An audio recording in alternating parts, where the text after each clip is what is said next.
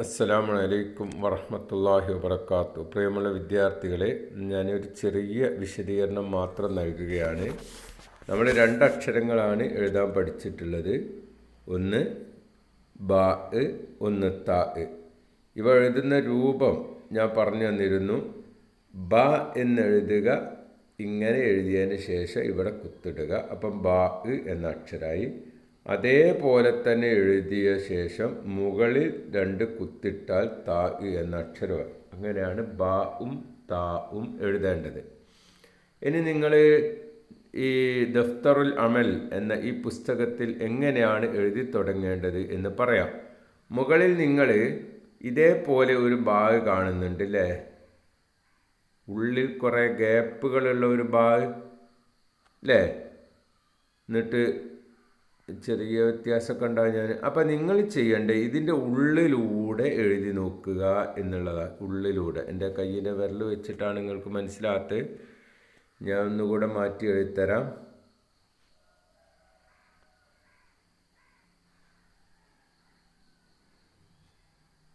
ഇതിൻ്റെ ഉള്ളിലൂടെയാണ് നിങ്ങൾ എഴുതി തുടങ്ങേണ്ടത്. ഇതിൻ്റെ ഉള്ളിലൂടെ ഇങ്ങനെ വന്നിട്ട് ഇങ്ങനെ പോവുക. അതാണ് നിങ്ങൾ ചെയ്യേണ്ട പണി. ഞാൻ വിരലുകൊണ്ട് ചെയ്യുമ്പോഴുള്ള ബുദ്ധിമുട്ടാണ്. അപ്പം നിങ്ങൾ അതുപോലെ നിങ്ങൾ പിന്നീട് മുകളിൽ കറുത്ത നിറത്തിൽ കുറേ ബ കാണുന്നുണ്ട്. ബ ബ ബ 5 എണ്ണം കാണുന്നുണ്ട്.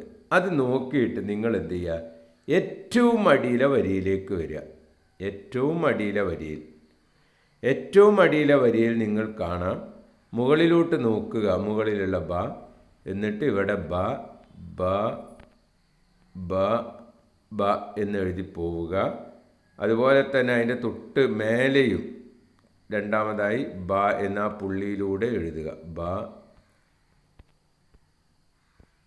പിന്നെ അതിന് ശേഷം അതിൻ്റെ മേലെ ബ എന്നെഴുതുക. അങ്ങനെ ഏറ്റവും മുകളിലെ കള്ളി വരെ താഴെ നിന്ന് അങ്ങനെ എഴുതി പോവുക. ഇതേപോലെ തന്നെ നിങ്ങളെന്ത് ചെയ്യുക? ത എന്ന അക്ഷരവും ആദ്യം കളത്തിൻ്റെ ഉള്ളിൽ നിങ്ങൾ ത എന്നെഴുതുക. പിന്നെ നിങ്ങൾ അടിയിലുള്ളത് നന്നായിട്ട് വായിച്ച ശേഷം ഏറ്റവും അടിയിൽ നിന്ന് നിങ്ങൾ എന്ത് ചെയ്യുക? ത 5 വട്ടം ഉണ്ടല്ലോ ഓരോ വരിയിലും അല്ലേ? ത ത ത. അത് കഴിഞ്ഞ ശേഷം നിങ്ങൾ തൊട്ട് മേലെ തമ്മിൽ തട്ടണ്ട കേട്ടോ, വേറെ എഴുതുക.